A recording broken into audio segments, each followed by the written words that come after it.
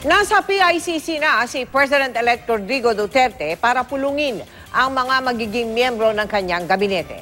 Nakatutok live si Tina Panganiban Perez. Tina.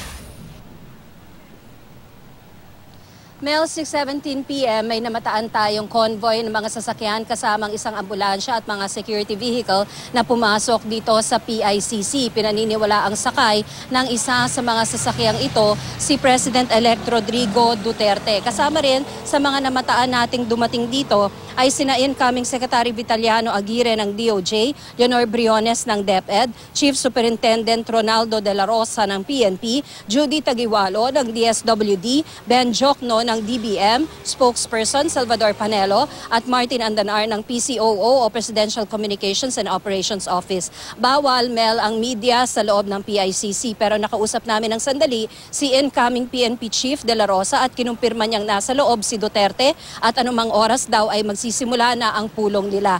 Gagawin daw ang pulong in groups o clusters. Ito ang kauna-unahang pulong ni President-elect Duterte sa mga magiging miyembro ng kanyang gabinete sa labas ng Davao City mula nang siya'y maproklama. Hanggang sa ngayon, Mel, ay nakaabang tayo dito sa labas ng PICC para sa magiging development sa naturang pulong. Mel?